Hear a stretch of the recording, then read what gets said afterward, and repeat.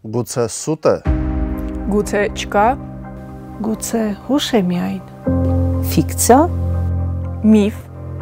Ուղեղային մորմոք։ Սրտի հիվանդություն։ Երկու տարի է մտորում է նրանց մեջ մի անհուն ցանկություն, վաղուց ելք է փնտրում կուտակված մի կարոտ։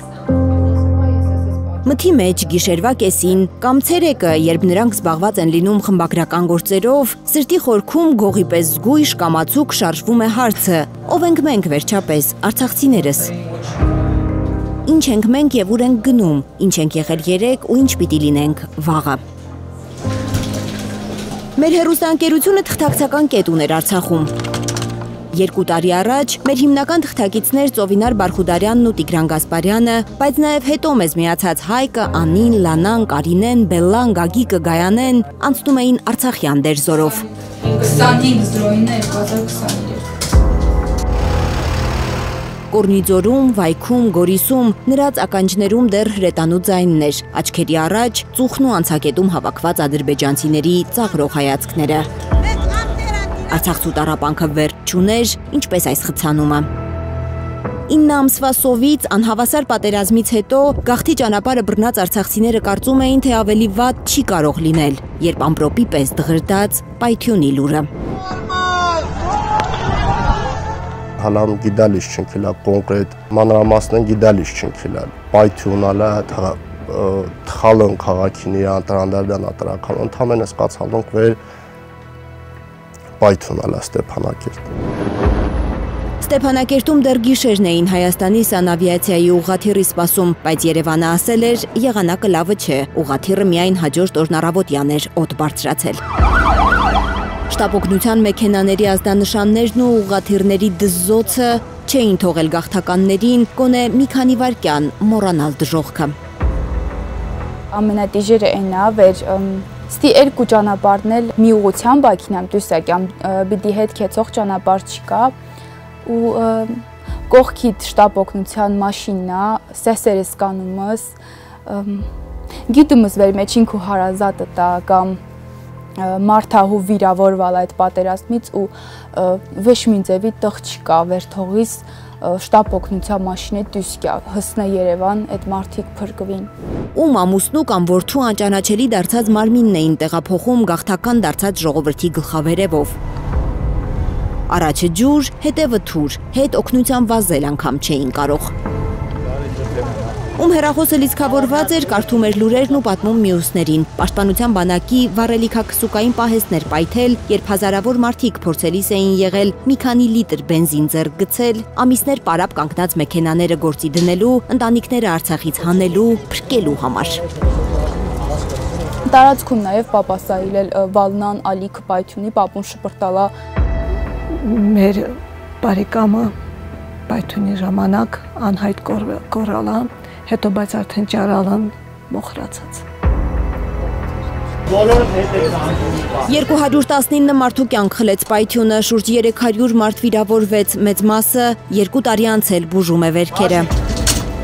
Մինչև հիմա ավելի քան 2 տասնյակ մարդ անհետ կորած է։ Ամենատարբեր վարկածներ են շրջանառվել։ Ադրբեջանական հարվածից ու ահաբեկչությունից մինչև անվտանգության կանոնների խախտում, սակայն մինչև հիմա որևէ պարզաբանում չկա։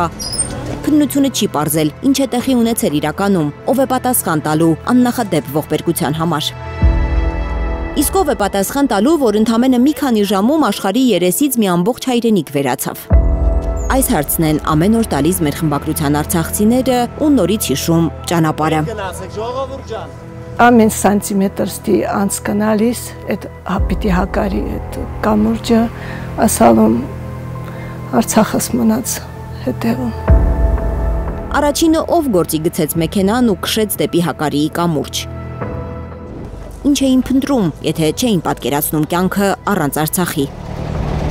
Ընդամենը 100 կիլոմետր է Ստեփանակերտից Գորիս, թույլատրելի առավելագույն արագությամբ գրեթե 2 ժամ։ Ամբողջ գիշեր 1 կիլոմետր հազիվ էին առաջ գալիս, ասես չհեռանալու իրենց ցանկությունն էր դանդաղեցնում ընթացքը։ Լիժ բեր կնանա պատար շատ իմ Արցախի հողումս մնամ, պատար շատ մնամ, պատար շատ մնամ։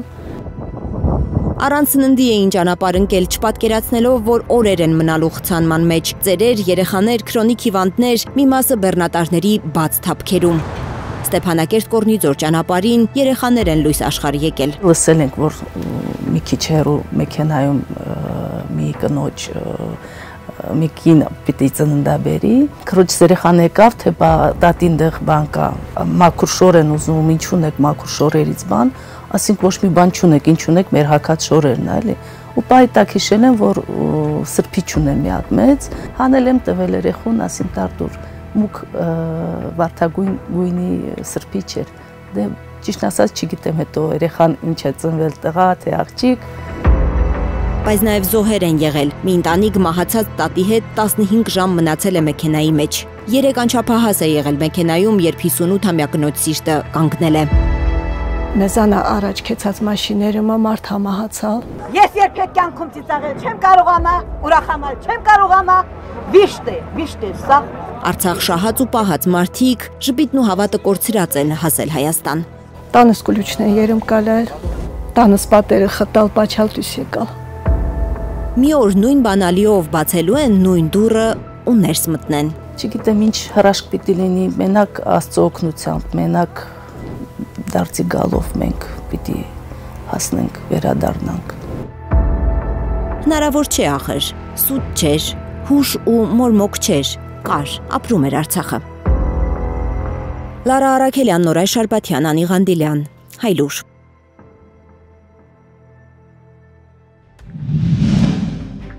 Հայաստանում եւ աշխարհում տեղի ունեցող իրադարձությունների մասին առաջինը իմանալու համար բաժանորդագրվեք մեր ալիքին, սեղմեք զանգակը, որ բաց չթողնեք ամենակարևորը, ամենահրատապն ու հետաքրքիրը։